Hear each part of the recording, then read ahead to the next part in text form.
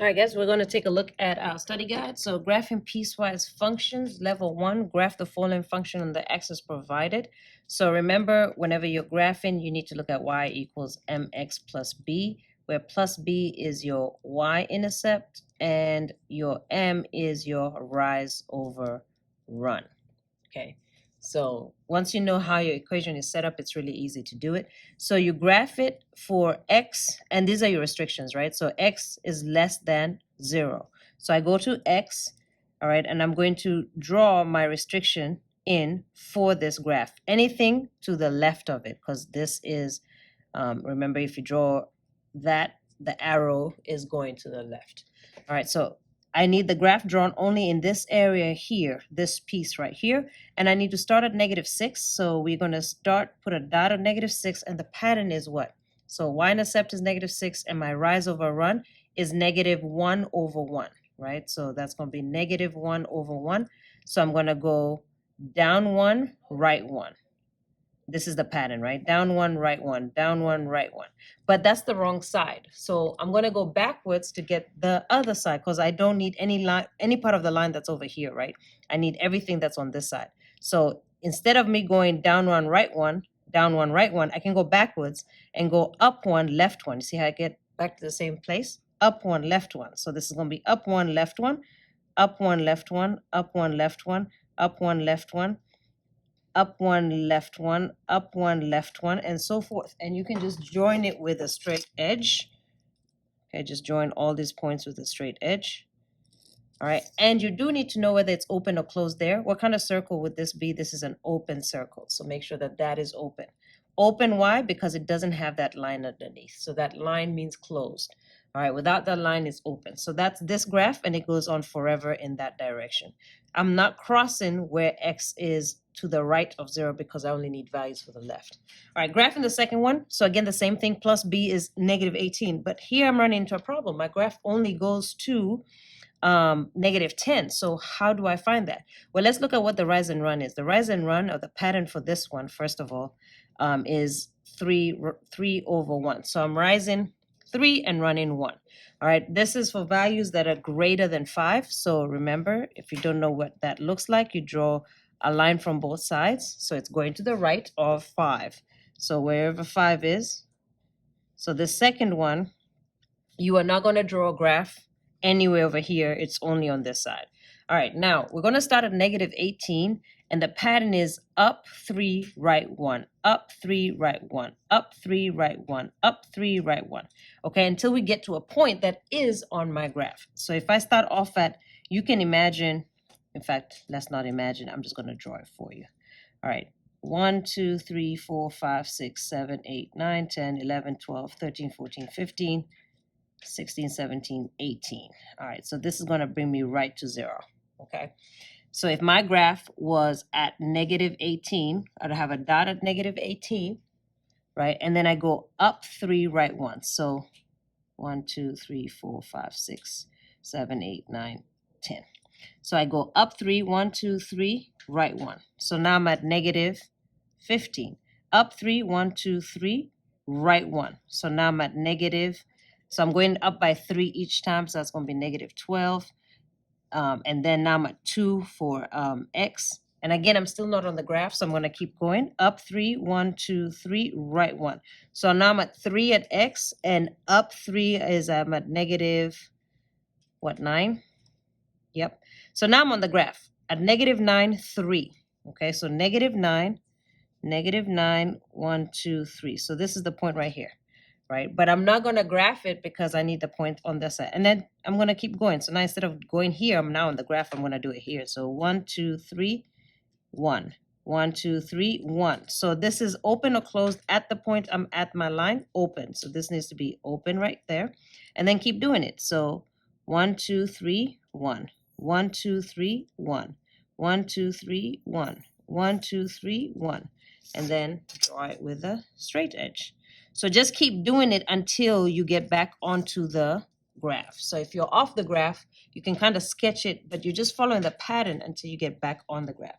So this is your piecewise function that looks like this. And on Delta Math, you would just go to 5, -3, and then draw a point to another corner over here, which would be, you could do 8, positive 6, and then just drag it over, okay? So this is what my two piecewise functions look like.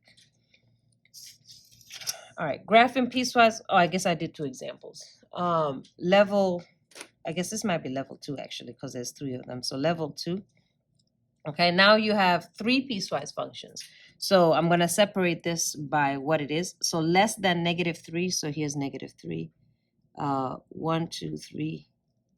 So to the left is going to be this one. Then x equals -3. Then between -3 and 1, so between -3 and +1 will be this last one. So I kind of graph sketches so that I remind myself not to go beyond what I have put out there. So let's start with this first one. So again, it's the same thing, y equals mx plus b. All right, so the plus b is 2, and my rise and run is 1/1. So I start off at 2. All right, this time, instead of me doing markings in a different, I'm just going to kind of do the pattern without marking it down. I start off at 2, and this is the one that needs to be less than on this side right here. So if I go up 1, right 1, up 1, right 1, up 1, right 1, I'm going in the wrong direction. So that means I need to go opposite. So instead of up 1, right 1, I'm going to go down 1, left 1. Down 1, left 1, down 1, left 1, down 1, left 1. And that at that point is open. So I hit my line, so I'm going to do open. Then down 1, left 1, point. Down 1, left 1, down 1, left 1, down 1, left 1, down 1, left 1, down 1, left 1, and so forth. All right, so that's going to be this line here. And again, on Delta Math, you don't need to do so many points. Just get this first point and then pick one more point and then drag I think you double click it to make the arrow come up. All right, so open circle right there. Then I've got when x is -3, so at x equals -3, y is equal to 1. So when x is -3, y is equal to 1. So I'm going to put a closed circle there. When x is -3, y is equal to 1. Then between these two lines right here, I've got 2x plus 4. So my plus b is 4, so I go to 4. Okay, so 4. And again, I just want to hit the pattern between these two lines, right? So this is 2/1, so up 2, right 1. So up 2, right 1. And I'm within my pattern here, right? So that's okay. Up 2, right 1. Now I'm out of my pattern. So let me go backwards. Down 2, left 1. Down 2. So at 4, sorry, let me do that again. So 4, starting at 4, up 2, right 1. So right here, I actually did that the wrong place. So starting at 4, up 2, right 1. So here, then up 2, right 1. Okay, now I'm past. So now to go opposite, down 2, left 1, down 2, left 1, down 2, left 1, down 2, left 1, down 2, left 1. Here we go. So it's these 4 points right here. And I need the one with -3 to be open. So over here, open. And the one with 1 to be closed. So over here, closed. Then you join in those lines up. Boom. So this graph looks like this. This piecewise function looks like this. All right, so just be careful with your open and closed and make sure that your domain restrictions, you don't pass those. All right, so looking at another question. So let's talk about absolute value and piecewise functions. Okay, so absolute value and piecewise functions. Okay, there's several ways of doing this, but by far the easiest one is just because absolute value. So again, let me remind you, when you take the absolute value of, let's say, what can I write this? Let me write it here. -3. The absolute value of -3 is 3. The absolute value of 3 is also 3. So when you're trying to solve an absolute value, you don't know whether that was the negative portion or the positive portion because they're both equal to 3. So what you do is you set the equation equal the positive version, and then you also do the negative version. So I'm going to do the positive version, which is exactly the equation, which is 10 minus 2x is equal to 3. Then you're going to do the negative version. The negative version is if it's a negative outside, all right, you distribute the negative. So you would get -10, all right, and then you'd get negative times a negative is a positive, so positive 2x. And you're going to set both of those equal to 0. Why did I set it equal to 3? Oh, because I was doing this example, my bad. Both of those are going to be equal to 0. So the positive version and the negative version. And I'll show you why in just a second. Let's just work it out first. All right, so again, take the 10 to the other side. It's going to be -10. And now divide both sides by -2. And you're going to get x is equal to 5. All right, then here, take the negative 10 over to the other side. You're going to get positive 10. Then divide by 2. So you're going to get x is equal to positive 5. So you have an equation for x is greater than 5 and for x is less than 5. Okay, so what does that mean? So if I'm just going to just do a rough sketch somewhere, something like this, because I just need to know what happens. This line looks like this. So if I had y equals negative 2x plus 10. Okay, this is just a rough sketch. All right, where's positive 10? Over here. Negative 2x will be down, right, right? Down to right 1, down to right 1. So it looks like this, right? Where this crosses is this 5. So it crosses right at 5. Now, you know absolute values look like a V, right? They cannot be negative. So what it is this part of the line is reflected back up. So it really looks like this. So there's a line that's to the left of 5, and there's a line that's to the right of 5. Okay, so I'm going to write that down. So for x to the left of 5 and x to the right of 5. Now, one of these, because it does include the actual 5, you need to put a line underneath is equal to. It doesn't matter which one, but one of those.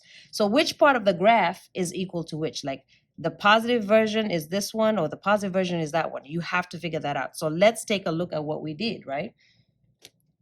So this part of the graph right here, it crosses where y is positive 10. So when I look at my two equations, right, which one was positive 10? Okay, the one that was positive 10, so you got, well, I guess I can't write them down here. The one that's positive 10 is this one as it is, right, without me negating it. So that means this part, the left, is the one that's positive 10. So this is going to be 10 minus 2x. And the right is the one that's going to be negative 10, because if you extend this line this way, see, it's going to have a y-intercept of negative 10. So the one on the right of 5 is going to be the one with negative 10.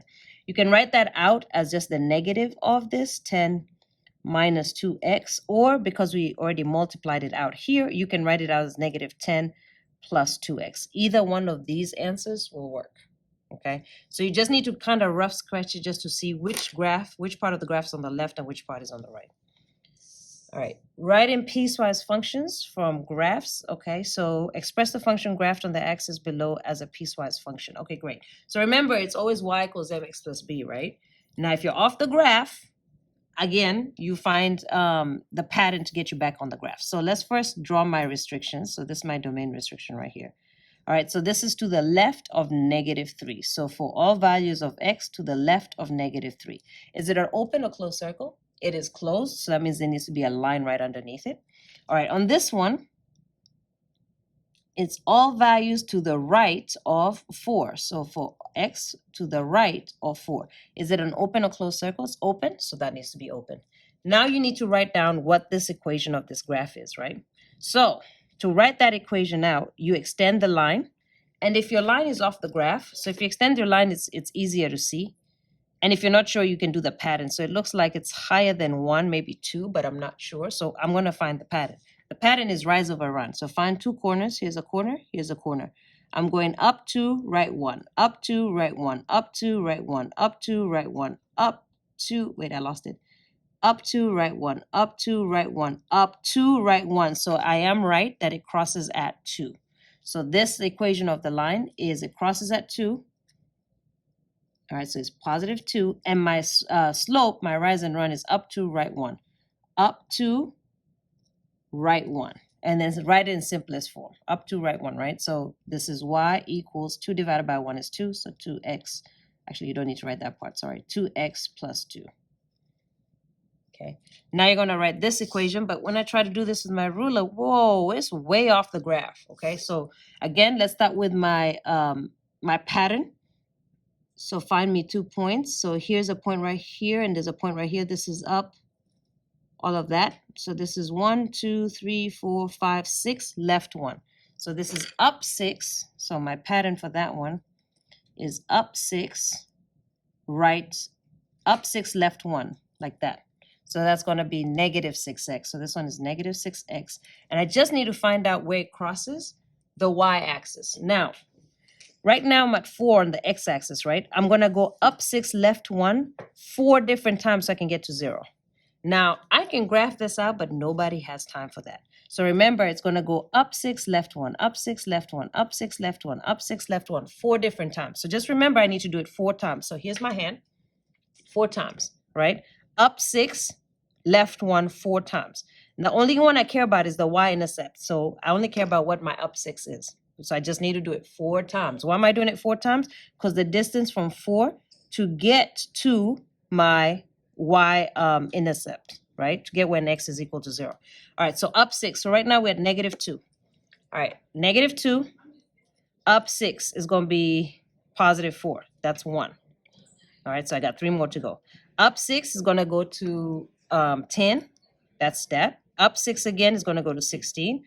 Up 6, I'm on my last one, is going to be 16 plus 6 is 22. So this is going to cross at +22. Okay, so just find your pattern. The other way of doing this is using point slope. So if you'd like, feel free to use the method Delta Math teaches you.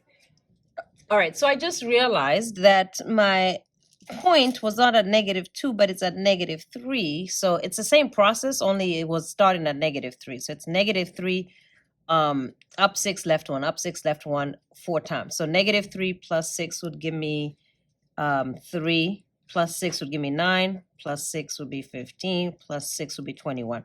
So my y-intercept is actually 21. So just be careful to make sure you read your graph correctly. These old eyes, they're getting old. All right, so let's take a look at evaluating piecewise functions graphically. So evaluate the function graphically. Find f of -5. So remember, you guys are used to seeing this, right? F of x. What does that mean? That x is equal to -5. So when x is equal to -5, what is the y value? So let's go find x -5. -5 is over here. And I can see there's no more graph here, so there's nothing. And I'm guessing in Delta Math, it's undefined because it does not exist there. All right, let's find another one of this one. Find when x is equal to -2. So -1, -2, when x is equal to -2, oh, that's a hole, so that's nothing there. That's also undefined. But over here, I have a dot, which means that is equal to -3. So when x is equal to -2, y is equal to -3 because that's a dot. So remember, a hole is also undefined, does not exist. All right, taking a look at graphing piecewise functions, nonlinear. Graph the piecewise function. Okay, so with this, you really have to know your transformations, okay, that inside-outside stuff. I'm going to quickly teach it, but this is not going to be enough. You really need to rewatch a video on it. All right, so here are the notes for it. You do need to ask yourself these 6 questions. The first one you're asking is if it's inside, outside, or if it's a negative. All right, if it's inside, it's x and opposite. Outside, y and regular. If it's a negative, it's opposite no matter where it is. Once you ask this question, you then ask this question. If it's pluses and minus, you're shifting on the x or the y axis. If you're shifting on the x, it's horizontally, on the y, it's vertically. If it's multiplication, it's a stretch or a shrink. Remember, fractions less than 1 are shrinks, and then anything greater than 1, including fractions like 4/3, is a stretch. Negatives are flips over the x and the y axis. Okay, so you're answering these 2 questions. So I'll give you some more examples again. This is outside, so it's y and regular. So whatever you think, it's regular, but in the y direction. Then you come and ask yourself this. What is +5? Is it plus or minus, multiplication, or negative? It's plus or minus, which means it's a shift. On what axis did I just say? Y. So it's a shift up the y direction because it's what you think. Okay. If this is inside, so I can see the +3 is inside. So I come and ask myself this question. So it's inside, so it's x and opposite. So remember, it has to do with the x and opposite of whatever you think. All right. +3 is again a shift. +3, I would think, goes to the right, but because it's opposite, it's really going to go to the left. And again, if this is not making sense, again, go back to page 1 and watch this video in detail because that's what it's really going over. So I just want to do a couple. I'll do one more. All right, so this one is outside, y and regular. So down 2 is what you think in the y direction. This is a negative, and remember, negatives are flips over the x and y axis, and they're opposite no matter what. So this is outside. Because it's outside, you think it's y, but because it's opposite no matter what, it's flipping over the x. All right, now that you know that, let's come to the question. All right, so here's my question. I have x squared minus 1. So this is outside. So outside is y and regular, whatever you think. So if y is up and down, minus 1 would be going which way? Down 1. And it's exactly what I think because it's outside. So this is down 1. So they're going to give you the graphs. So they'll give you the parent function for this, for x squared is this, u. And you're just going to move that down 1. So I'm going to move that down 1. I just know my parent functions quite well, so I'm just going to graph it. 2, so it's 1, 1, then 1, 2 squared is 4, so 4. And then it's going to be the same on the other direction. All right, so this function has been moved down 1. Now you have to restrict it to where it does not pass 3. So let me put my boom, boom, boom, boom. All right, so closed circle. Okay, so it includes that, but does not pass it. So this is what my graph is actually going to look like. Okay, and on this one, it stops right over there somewhere. Okay. All right, so for this other one, you need greater than 3, so everything on the right of 3. And you have to start off with your parent function. So what does the square root look like? It looks like this. Starts at 0, 0. Then let me pick numbers I know, like 4. Square root of 4 is 2. Okay, so I know those 2 points and I can draw it from there. But again, on your Delta Math, it just draws it for you. And I need to do what to it? I need to go down 1, because that's outside. So down 1, so something like this, right? And then this says go right 3, because it's x and opposite. So right 3, so move 3, so something like this. Okay, so now I'm just going to do that drawing here, but you, again, you can pick up the whole graph and move it. So for me, down 1, right 3. So I'm going to start here. Down 1, right 3. So right here, does it include it? No, it doesn't. So make sure this is an open circle here. All right, and then down 1, right 3. So I was initially at 4, 2, 4, 2. Down 1, right 3. 1, 2, 3. All right, so something like so. All right, but Delta Math will graph you the parent function. You don't have to graph it like I did, but you do need to know the rules of inside and outside and what happens when you're doing it. So again, please feel free to look back on that notebook. All right, number 7. I think this is evaluating piecewise functions is what it looks like.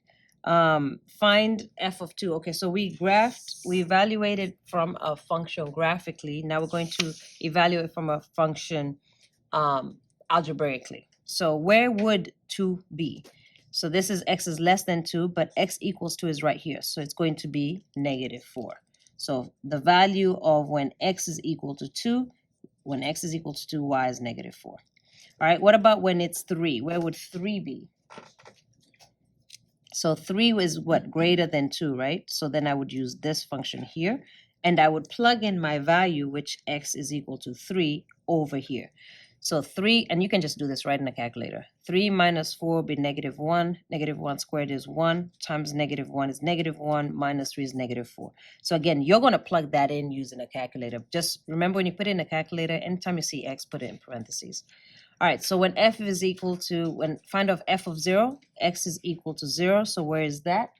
That's going to be on this equation, because less than 2 would be where 0 would be. So we're going to plug 0 into this equation right here. So 0 times any fraction is going to be 0, plus 2 is 2. Okay, so that's how you evaluate functions algebraically. Find out which function it is you're using, then plug it in. All right, taking a look at visual domain and range, determine the domain of the following graph. So remember, domain is your x values, left to right. Okay, so starting on the left side, so I'm going to start on the left. What is my greatest value on the left is going to be -11. And going from the left to the right, all the way to the right is what? 10. Now you just need to know whether it's open or closed in that place. So it's from -11 to 10. So my domain is -11 to 10. This is closed, so closed will be a closed bracket. And this is open, which would be a parentheses. You could write it out as well as interval notation form, which would write x is in between these two numbers, -11 and 10. But now closed would be less than or equal to, and open would just be less than. So either one of these two numbers is going to work. All right, determine the range. All right, so what is the range? So range is your y values. And how does your y go from the bottom to the top? So bottom to top. All right, so let's start with my bottom number. So all the way at the bottom, there's nothing lower than -9, it looks like, right? Nothing lower than that. -9, and where's the top of the graph? So is this the top? No, because there's a point higher right here. This is the top. So it's between -9 and -5, and I have to deal with open and close. So let's look at the bottom. Is it closed at the bottom? Yes, because that's closed there, and there's a point right here. So it's closed, bracket. And then on the top, it's also closed because there's no open circle or hole. So that's also closed. So close, close. If you were writing it in interval notation form, you write the same thing. So -9, -5, and closed will include the line on the bottom. So either notation is acceptable. So domain, x values left to right, range, y values bottom to top. All right, when is this increasing and when is it decreasing? All right, so let's take a look at segment 1. If I'm doing this, what am I doing? This is increasing. If I come for segment 2, what is it doing? It is decreasing. And if I come to segment 3, what is that doing? It is also decreasing. So look at where it's increasing from. So it's increasing from -5 and stops increasing at what? 0, right? So -5 to 0. So the function is increasing on the interval between -5 and 0, right? That's segment 1.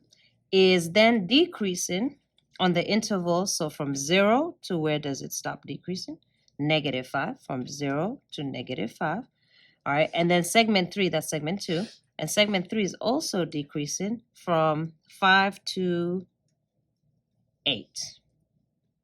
So from 5 to 8. So whether it's increasing or decreasing is all you're doing for this question. And you just need to know where in terms of x are you increasing or decreasing. So break it down into those segments and look at your x values. All right, end behavior graphically, it's just exactly what it sounds like. What's happening at the end? So all you got to do is just look at the end. So if I look at the end on the left, where am I going? Where does this number keep going to? -infinity. If I look at the end on the right, where's this number going? +infinity. So you're just looking at what's happening on the right and on the left. So on the left, when x is very small, so as x goes to -infinity, and I can't see right here. So as x goes to -infinity, y is going to -infinity. So it could be this one or this one. Okay. And then as x is going to the right, so as x gets bigger and bigger, y should also be getting bigger. So as x goes to the right, y is also bigger. So it's actually that answer, because this one, as x goes to the right, y is getting what? Smaller. That's not true. All right, so that's the answer right there. So what's happening at the end? So this is going to -infinity as x goes to -infinity to the left. And as x goes to +infinity, y is also going to +infinity. All right, finding limits. Now this one I had to type it in because they couldn't give me the function. All right, so I showed you what I'm typing in. It's just a matter of you knowing your number line. So you come and find out what it is they're asking you to get to or close to. So they're asking you for the limit as you get closer to -4. So what I'm going to do is this. I'm going to draw it on a number line. -1, -2, -3, -4, -5, right? So they're asking me, as I get close to this, from the left and from the right, what's happening? So from the left and from the right. Now you have to know what those numbers are right here. So this number here is what? -4.1. This number here on this side is what? -3.9. And all you do is make those numbers like less and less. So this would be -4.01, then -4.001, then 0.00001, 0.000, etc. And the same thing with this. Make it closer to 4 is 3.99. And just keep adding that 99 to each time. So -3.9, 99, and so forth. So as I'm coming from the left is this one. This is left. All right. As I'm coming from the right, this is the right. Okay, let's see what's happening to my y value. So as I come from the left, y is becoming what? It's getting close to what number? To -2. So from the left, it's getting close to -2. From the right, this is getting close to also -2. So if your limit as you approach from the left is equal to the limit as you approach from the right, then the limit as you approach whatever number that is that number which is -2. If these numbers were different, then the limit would be does not exist. All right, then finally, after you find the limit, so what's happening as you approach, they're asking you to actually evaluate it. So evaluate it at x equals -4. What's it equal to? -2 in this case. All right, so in this one, you're going to have to put it in there so that it shows you these numbers, because I don't know what the function is to kind of duplicate it. All right, finding limits from graphically. All right, so again, the concept is the same, left and right. So first find the number they want you to go to, which is -3. So here's -3. All right, what's happening as I come from the left? So as I come from the left, I'm coming from the left. What's happening? Where am I going? To infinity. So as I come from the left, I'm going to infinity. All right, what happens when I come from the right? So let me just use a different color. As I come from the right-hand side, so here's the graph, I'm coming from the right-hand side. As I'm coming closer to that number, where am I going now? To -infinity. So that's going to be as I come from the right to -infinity. And again, remember, like I said in the previous question, if I'm coming from the left and that number is not the same as I'm coming from the right, then that limit does not exist. These numbers have to be the same for it to exist. All right, what about evaluating at -3? So at -3, is there a graph anywhere? No. So this is undefined. If there was a dot somewhere, then it would be that dot. But right now, this is undefined. All right, so these are the longer questions, and these are going to be worth 4 times any questions. So each of these is worth 4 times any questions. So let's go through it. Determine each feature of the graph of these functions. So the very first thing you have to do is go ahead and factor it. So first off, I can take out 2 out of here. So this is going to leave x squared divided by 2 is plus 4x, divided by 2 is plus 4. And then on the bottom, I can't do anything, so this is just x plus 2. All right, let's go ahead and factor this top. So I need 2 numbers that multiply to 4 and add to 4. 2 numbers that multiply to 4 and add to 4 are 2 and 2. And then do I need to fix the signs? No. So this top part is going to be 2x plus 2, x plus 2, over the bottom, which is x plus 2. All right, once you factor, then you can answer all the questions. And again, if you need to reference your notes on it. But this will be the notes that I'm going to be using, but I'm just going to be talking through it, right? So holes, do I remove any part of the equation? And I set it equal to 0. Whatever I don't remove, that's my vertical isotope when I set it to 0, etc. All right, so I'm just going to be saying it.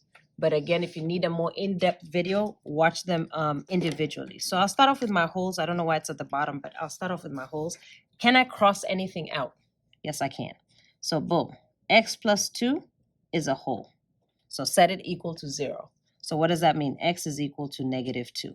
So my hole happens when x is -2. And now I have to find what is my y value at x equals -2. What you do is you plug it back into your equation without your hole. So I'm plugging it back into this equation right here without the hole. So this is all I'm plugging it into right here in a calculator. -2 plus 2 is 0 times 2 is 0. So my hole happens at -2, 0. Again, whatever is left over, you're plugging x into whatever is left over. Okay, so that's my hole. Now I'm going to look at my isotope. Once I get rid of my holes, I take my denominator and I set that equal to 0. So what's left on my denominator? Nothing. So I have no vertical, that's a vertical. This order is so different, but yeah. So I have no vertical isotope, so I click this one. Once I have my vertical isotope, the next one I'm going to look at is a horizontal isotope. When I'm looking at the horizontal, I want the greatest power. So I'm looking at the equation like completely multiplied out. So this will be like, actually it's right here. The highest power, this is going to be 2 and this is 1, right? So the denominator is less than the numerator. And for that, you just look at your notes. So denominator is less than the numerator by exactly 1. There's a slant isotope. You find that by dividing, but here in pre-cal, we don't need to know it. So here there is also no horizontal isotope. I do know there's a slant, but it is not horizontal. So no horizontal isotope. All right, moving on to the next one. Let's find our x-intercept. All right, so your x-intercepts is first find out what are your domain restrictions, right? So I start off with my regular equation. X cannot be equal to -2 because that would be divided by 0. So my domain restriction is x cannot be equal to -2.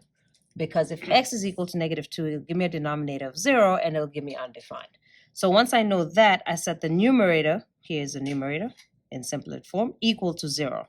So if I set that equal to 0, and I guess I just write it out. Equal to 0. I have this piece right here is equal to 0, so that's x equals -2. This piece is equal to 0, so that's x equals -2. But you can see, can x be equal to -2? No, because that's my domain restriction. So there's also no x-intercepts. So here, no x-intercepts. Y-intercepts are a little bit easier. So remember, y-intercepts is when x is equal to 0, right? When x is equal to 0. So you go and plug in 0 into your equation. But for me, what's easiest is if you just look at the numbers without x's. So I have 8 over 2. So 8 divided by 2 is 4. So my y-intercept is 0, 4. And then I think I found everything I need. Yes, I did. So I am done. All right, the last one is you're going to do all of this, then graph it. So the only thing that's missing out of this is evaluating it. So let's go ahead and work through this question. So again, the same thing. We're going to start off by factoring. All right, 4 goes into all of these numbers. So I'm going to take 4 out. Leaves x squared. 12 divided by 4 is 3x. 8 divided by 4 is 2. On the bottom, I don't like my x squared to be negative, so I'm going to take out a -5. All right, so I'm going to be left with x squared, and then positive 5 divided by -5 will be -1. Okay. Oh, I can automatically see if you recognize this. Anytime I have just like x squared and a minus with another number, that's the difference of squares. Okay, so that's going to make it into, so I'll do it right here. The denominator is going to be -5, and then you take the square root of the first, square root of the second, write it out twice with a plus and minus, difference of squares. All right, on the top part, I'm going to have this 4, and then I just need to find my x game. Multiplies to 2, adds to 3. Multiplies to +2, adds to 3. All right, multiplies to 2 times 1, and adds to 3. They stay just like that. So this is x plus 2 and x plus 1. All right, now that I have it in factored form, it's real easy. Where are my holes? So there's a hole at x plus 1. Right? So there's a hole at x plus 1 equals 0. So x is equal to -1. So there's a hole where x is equal to -1. What's the y coordinate? Plug in -1 back into what's remaining. So I'm plugging it back into here. So this is going to be, again, use a calculator. -1 plus 2 is 1 times 4 is 4. And then on the denominator, -1 minus 1 is -2. -2 times that is -10. This simplifies to 2 over 5. And again, you're just going to do like a good estimate. All right, 2 divided by 5 is less than 1. So somewhere over here, there's a hole. Okay, so just put it in. All right, vertical isotope is whatever is left over on the denominator, set that equal to 0.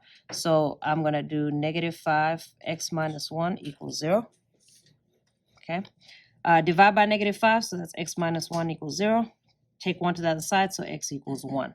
So there's a vertical isotope at x equals 1. So I go to x equals 1, and I'm going to draw a vertical isotope. So that means there's a line, a vertical line doing this, where the graph does not touch that. Okay. Now I'm going to go look at horizontal isotopes. If I look at horizontal isotopes, remember, I just care about the powers. What can you tell me about these powers? They're exactly the same. If they're exactly the same, the coefficients in simplest terms are your answers. So that's 4 divided by -5 is my horizontal isotope, all right, which is approximately -0.8. So my horizontal isotope happens when y is equal to -0.8.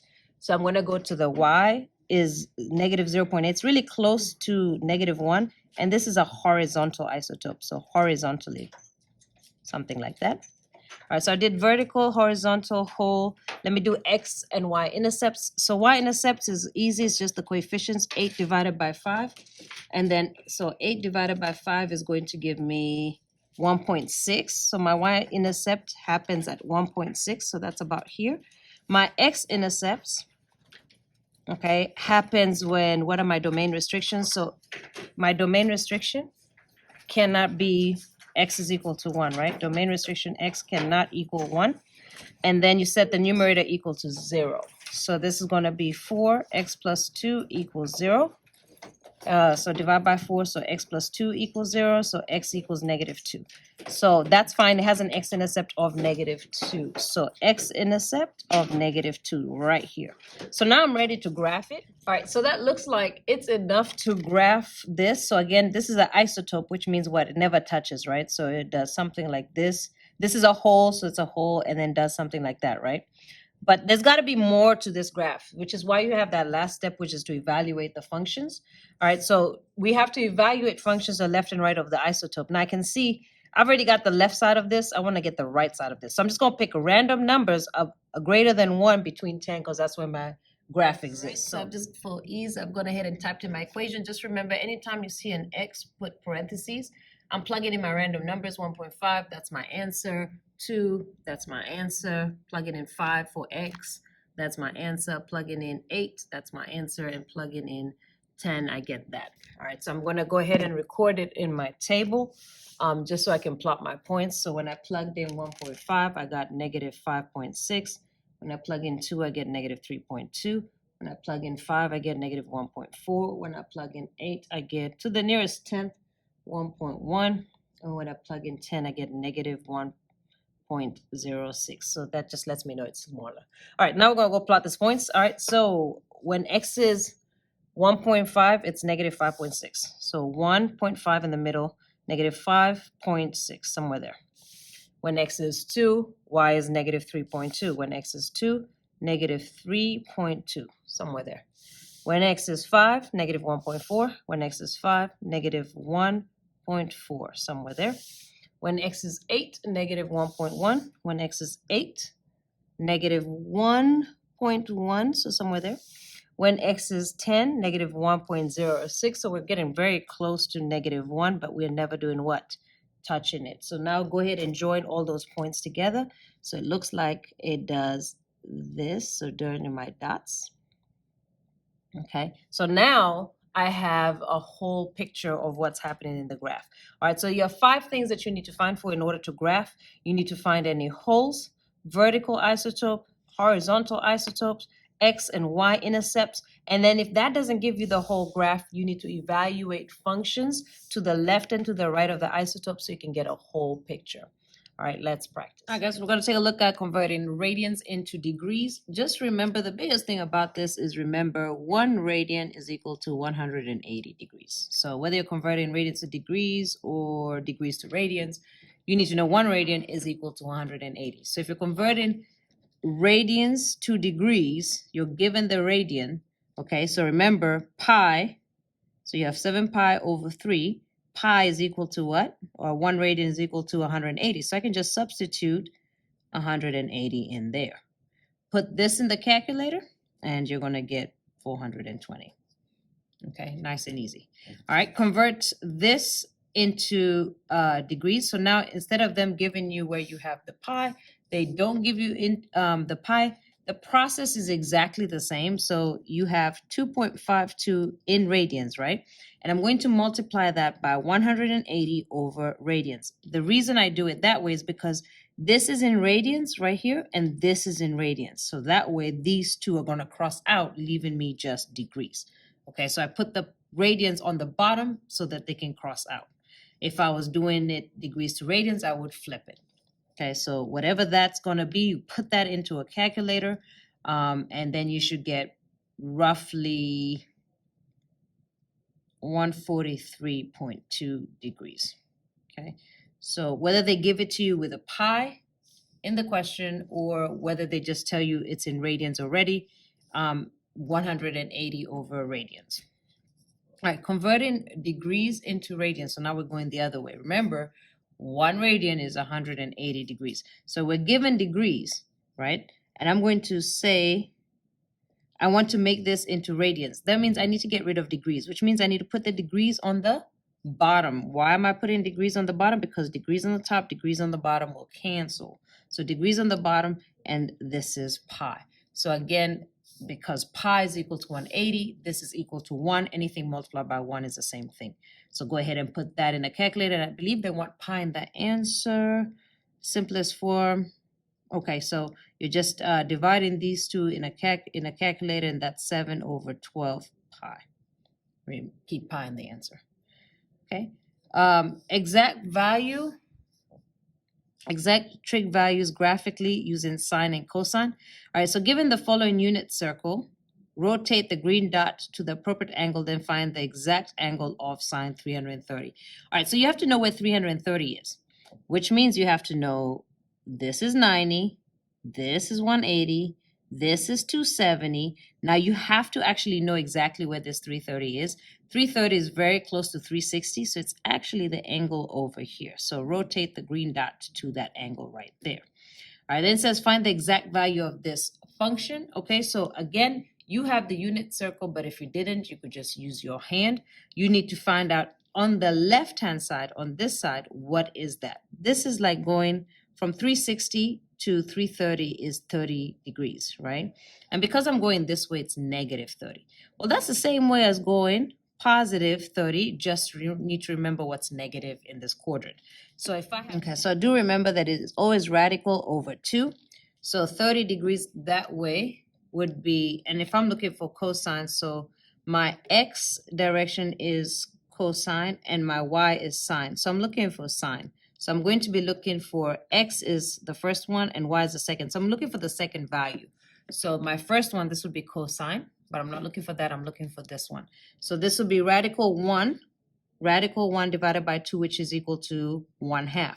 Now I need to know what in the whether it's positive or negative in this quadrant. Remember, in this quadrant, right, my y values are negative and my x values are positive. So this is going to actually be negative. And you can just put that in a calculator and just check. Okay, so that's how you use the unit circle to find it. All right, what if you are asked to find cosine? So this time, instead of finding the y value, I'm finding the x value, but the process is still the same. Of 120, so where is that? This is 90, this is 180, so 120 is here. Is it closer to 180 or closer to 90? 90, so it's 30 away, so it's right here. So you drag your point to right there, right? So again, 2 ways that you can do this. You can find out which one is reflected right here, which one of the left-hand side is reflected, or you can use the reference angle rule. So we'll use the reference angle rule. So 180 minus 120 is 60. So I'm looking for 60 on my left hand, okay? So this goes 0, 30, 45, 60. So I'm going to put this down, and I care about what? Cosine, which is my x value. So cosine is my x value. So this is my x, and this is my y. So I care about this one right here. So it's 1. So again, just like before, it's radical over 2. So radical 1 is 1 divided by 2 is 1/2. And then is it positive or negative in this quadrant? So this is quadrant 2. This is my x values. My x values on this side, are they positive or negative? They are negative. So this is actually negative. All right, find the exact value of tan 120 in simplest form with a rational denominator. Okay, meaning you're not supposed to be using the calculator. You're just supposed to use a unit circle. All right, so tan of 120. And remember, tan is what? Sine over cosine, right? So it's sine of 120 over sine of 120. And again, using your unit circle. Now, if you don't have your unit circle as a reference, you can use... So I'll do it right here on the side as to how to find it. Once you know your left-hand rule, you know everything you need to know. All right, so this is 90. 120 is just past 90. Yeah, just past there. Okay, so really I need to know what my sine and cosine, cosine is the x-axis. My cosine and sine is. Okay, so I can put them over each other of this angle right here, which has a reference angle, and I'm just going to use a reference angle. If it's 120, 180 minus 120 is going to give me what? 60. So I need to my left-hand rule of 60, and then I'm going to talk about whether it's negative or positive in that quadrant. As a matter of fact, let me do that now. All right, cosine. So if I look on the x-axis in this quadrant, this x-axis will be negative. Sine, okay, if I look at the y-axis, it's going to be positive. So it should be negative cosine and positive sine. All right, keeping that in mind, I'm coming for 60, right? So again, you take your left hand, 60, 0, 30, 45, 60. You put this finger down. This is your cosine, this is your sine. All right, and remember, it's always radical over 2, right? Radical over 2. So for my first one, my x or my cosine, this is 1, radical 1 divided by 2. So radical of 1 is 1 divided by 2 is a half. And it's negative. So this cosine is negative 1/2. And sine, okay, so putting that finger down, is 3, right? So this is going to be radical 3 over 2. And it's positive. Okay. Then you're going to keep the first one, change the division to multiplication, and then flip this one. So 2 goes on top, 1 goes on the bottom, and don't forget that it's negative. Doesn't matter where you put the negative. All right, multiply. Oh, actually, I don't need to multiply that out. This crosses out with this, and we're going to have negative radical 3. Okay, so tan of 120 is negative radical 3. Example, find another coterminal of, okay, I'm going to use a calculator for this because, you know, I'm going to keep doing 360, 360, 360, 360. All right, so using a calculator, let's see, where can I write this? I'll write it up here. Using a calculator, 409 minus 360 is going to give me 1049. So I'm still in the circle. I'm still going around again, minus 360 again. And it doesn't matter how many times we do this until we get into a number that's within 360. It's going to give me 689 minus 360 again. It's going to give me 329. Okay, perfect. Now I'm within a circle, right? So where's 329? If I had, again, my reference angle, that's 90, 180, 270, and 329 is somewhere over here. So what quadrant are we in? We're in quadrant 1, 2, 3, 4. My coterminal angle is 329.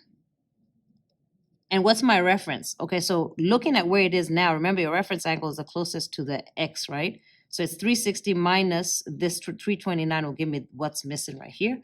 So 360 minus 329, which would give me 1, 3. All right, so give me 31 degrees. All right, number 4, find coterminal, reference, and quadrant. Okay, for the rotation of 621. So how many times around the circle did I go? So 300, let's see, the coterminal angle is blah, which lies in blah with the reference angle blah. Okay, so I need to find out 621. So 621 minus 360, that's one circle. That's going to be 1, that's 5, 12, 12 minus 6 is 6, 2, so 261. So one full rotation and then 261. So again, if I had a unit circle, this is 90, 180, 270. So it's somewhere in here, right? So boom. So it's somewhere in quadrant 1, 2, 3. So it's in quadrant 3, right? And then the coterminal angle is 261. Okay, because it's gone round a full circle and then it's gone once already and then now it's gone again. And then to find the reference angle, I'm just going to do, bring it back to 180, right? So I'm going to subtract 180 from this 261. So 261 minus 180, and I'm going to get 81. Okay, so remember, reference angle is the distance from the x-axis, okay? And it's always positive, all right? Okay. In which quadrant does theta lie if the following statements are true? So remember, you have to remember this. All students take calculus. All right, this is, all of them are positive. Sine is positive, tan is positive, cosine is positive. All right, and what I like to do with this one is just take 2 separate colors, and whatever my intersection is, that's my answer. So let's go ahead and work it out. So when is cosine less than 0? That's negative. Yeah? When's cosine negative? Well, when it's not positive, it's negative. So it's here. That's when cosine is negative. All right, when is tan When is tan negative? Okay, so tan is positive here and positive here, so it's negative here and here.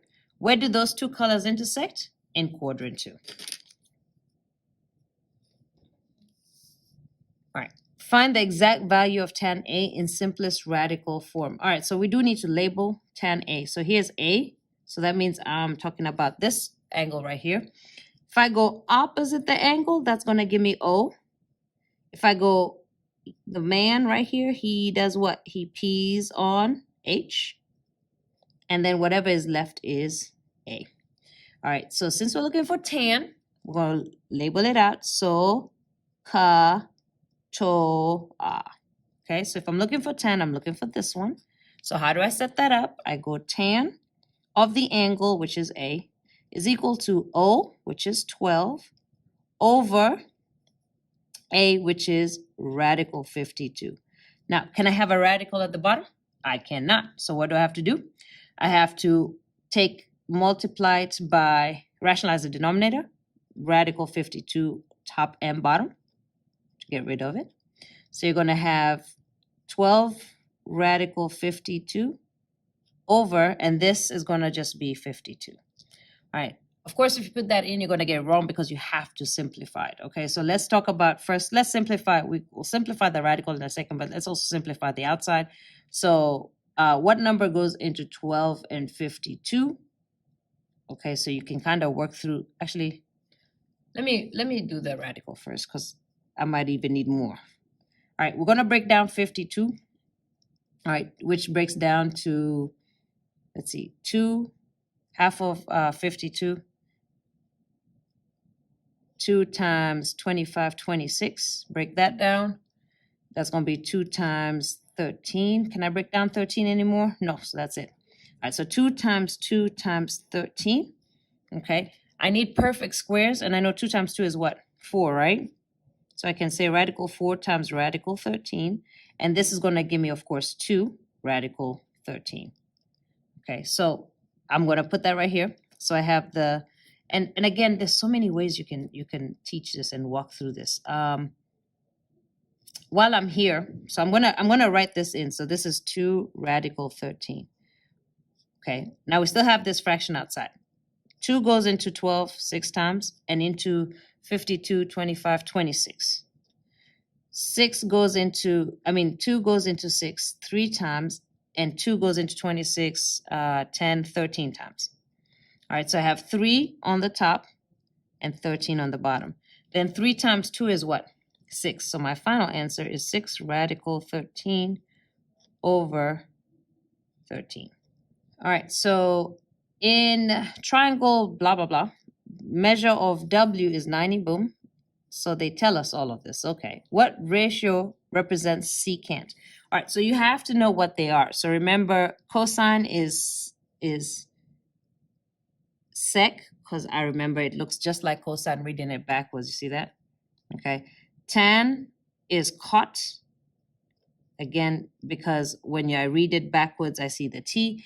And then sine is the only one that I have to remember because it has no kind of relationship to remember. So in this time, we're looking for secant. So secant is what? 1 over cosine. So secant is 1 over cosine of whatever your angle is. All right, and we're looking for V. All right, so what is cosine of V basically? So here's V. I'm going to go opposite V. That's O. Here's my man. He does what? He P's on H. And this is A. So SOHCAHTOA says that if I'm looking for V and I'm looking for cosine, because I need cosine for secant, right? Cosine, I will do A over H. Okay, so this is 1 over cosine, which is A over H. So 15 over 17. All right, so remember, you're going to keep, change to from division to multiplication, flip this. So 17 over 15. 1 times 17 over 15, so secant of V is equal to 17 over 15.